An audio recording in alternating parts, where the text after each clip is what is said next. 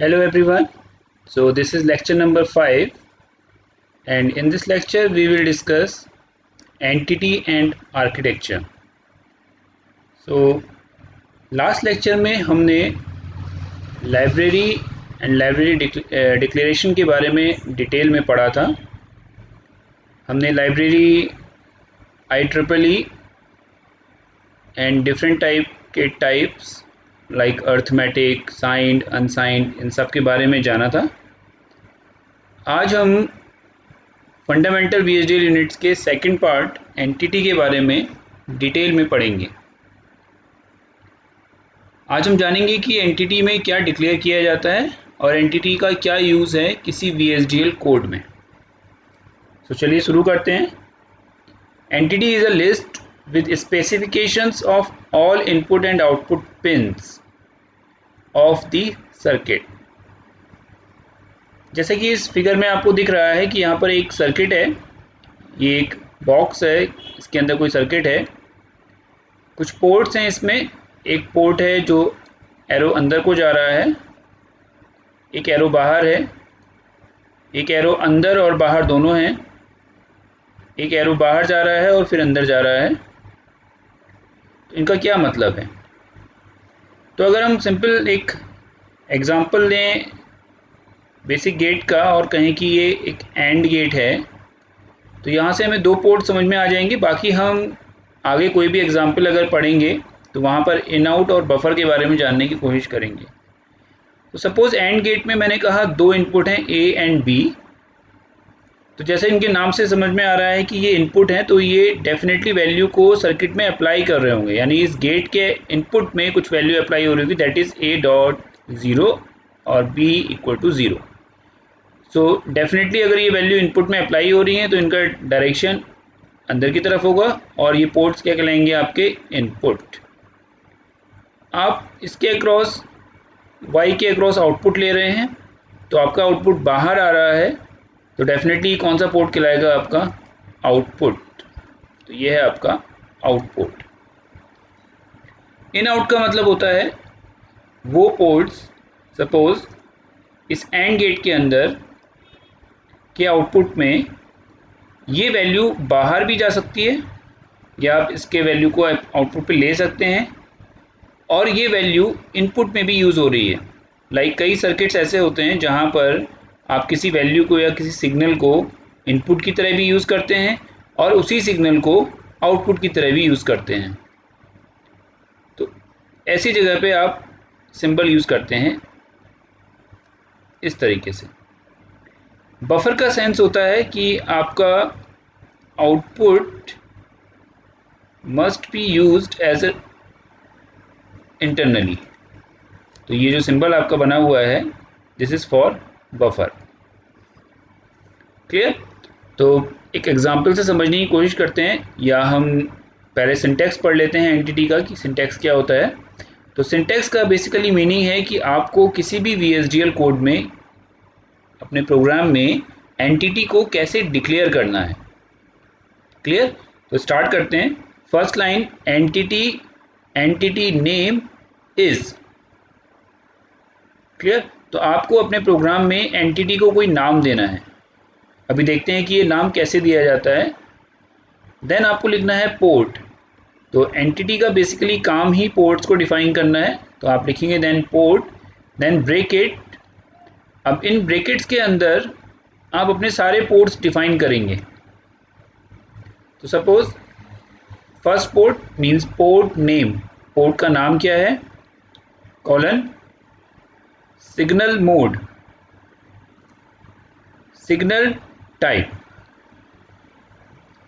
ठीक है?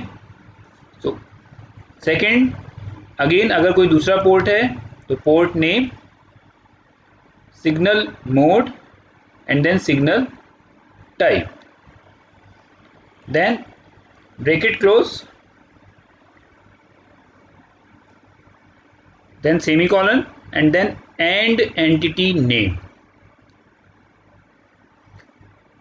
तो फिर से एक बार देखते हैं क्या कहा मैंने कहा कि आपको एंटिटी डिक्लेयर करनी है, तो आपको सबसे पहले लिखना है entity name is port bracket सारे पोर्ट्स डिफाइन करने हैं।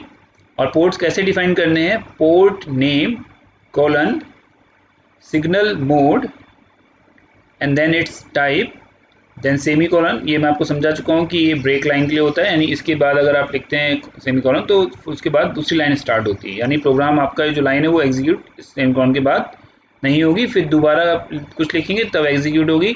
तो ये लाइन यहाँ ब्रेक हो गई। Then break it, then close and then entity के नाम को आपको एंड करना है। तो यानी आप एक बार एंटिटी को स्टार्ट करेंगे और देन आप उसको एंड करेंगे। अगर अभी हम एक एग्जांपल देखेंगे, अगर मैं आपको सिंपल ये एंड गेट की हेल्प से थोड़ा सा समझाने की कोशिश करूं, तो अगर मैंने एक एंड गेट बनाया तो ये ए बी वाई, तो यहाँ पर पोर्ट नेम कौन कौन से हैं? अगर सपोज चलिए एंटिटी नेम से बात करते हैं, तो इस गेट को डिफाइन करने के लिए मुझे कोई नाम देना पड़ेगा और ये नाम मुझे इस गेट से कुछ हटके देना पड़ेगा। मींस इस एंटिटी के नाम को मैं एंड सेव नहीं कर सकता, मुझे यहाँ लिखना पड़ेगा एंड अंडरस्कोर गेट या कुछ और। तो अगर मैं सिंपल एंटिटी एंड इज लिखूंगा तो ये गलत होगा। अभी हम with the help of example और रन करके भी देखेंगे कि ये कैसे एरर प्रोवाइड करता है। तो entity and underscore gate is port. पहला पोर्ट क्या है आपका, या पहले पोर्ट क्या है? यहाँ पर 3 पोर्ट हैं ए बी वाई। तो पोर्ट नेम क्या है आपका? A B. तो आप यहाँ लिख सकते हैं A colon signal mode. Signal mode means किस टाइप का है ये? इनपुट है, आउटपुट है, इन आउट है या बफर है? क्लियर? तो सिग्नल मोड किस टाइप का है? इनपुट टाइप का।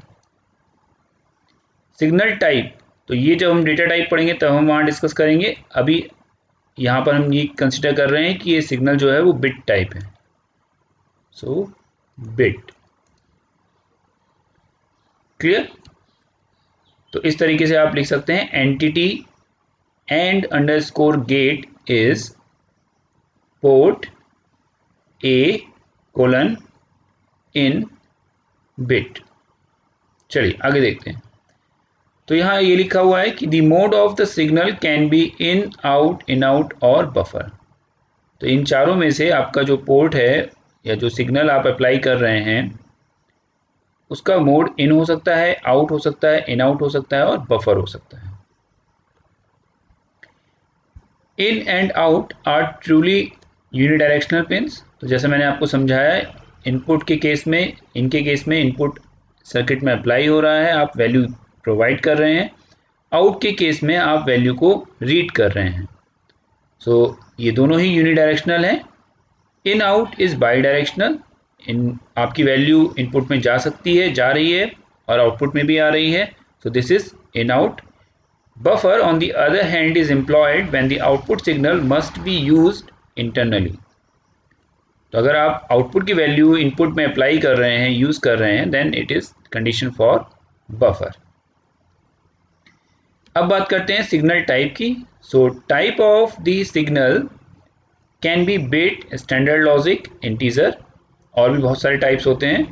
तो वो बिट हो सकता है, इंटीजर हो सकता है, स्टैंडर्ड लॉजिक हो सकता है। तो ये जब हम डेटा टाइप की बात करेंगे तब हम वहाँ पढ़ेंगे कि सिग्नल के टाइप्स कौन कौन से होते हैं।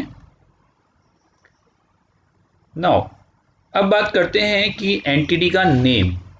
सो the name of the entity can be basically any type और any name, sorry, except VHDL reserved words.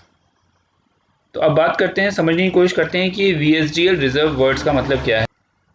सो VHDL लैंग्वेज में कुछ कीवर्ड्स रिजर्व होते हैं, उनको आप कहीं भी यूज़ नहीं कर सकते। वो लाइब्रेरी में ऑलरेडी डिफाइंड होते हैं, उनको प्रोग्रामिंग में यूज़ किया जाता है। लाइक अगर हम सबसे सिंपल सा एग्जांपल लें, अभी हम एक लिस्ट भी देखेंगे। अगर हम सिंपल सा एग्जांपल लें कि जो हमारे बेसिक गेट्स हैं लाइक एंड, और, नॉट, और जो यूनिवर्सल गेट हैं नैंड, नॉर, ये सब ऑलरेडी डिफाइंड वर्ड्स हैं और आप कह सकते हैं ये रिजर्व वर्ड्स हैं जिनको लाइब्रेरी में डिफाइन किया गया है। तो आप इनको एंटिटी का नाम डिक्लेयर करने के लिए यूज़ नहीं कर सकते। तो जैसे मैंने आपको समझाया यहाँ पे कि एंटिटी नेम में आप सिंपल एंड नहीं लिख सकते। ये आपको एरर देगा। तो अभी जब हम एक प्रोग्राम कंपाइल करेंगे तो हम देखेंगे कि ये कैसे एरर देता है। तो आपका एंटिटी का नेम रिजर्व वर्ड नहीं होना चाहिए। So your entity name can be any name except VSDL reserve words. Clear? ये कुछ आपके रिजर्व वर्ड्स हैं। तो अगर हम थोड़ा सा फोकस करें और देखने की कोशिश करें कि जो हम कॉमन नाम जानते हैं वो कौन कौन से हैं, तो अगर आप इसमें फाइंड आउट करें बेसिक गेट्स, तो आपके बेसिक गेट हैं NAND, this is your reserve word, then your NOR, this is also NOT, XNOR, XOR, your AND। So and आपका एक रिजर्व वर्ड है, तो आप इसको एंटिटी नेम में यूज नहीं कर सकते। क्लियर? तो अभी तक हमने ये डिस्कस किया कि एंटिटी का सिंटैक्स क्या होता है,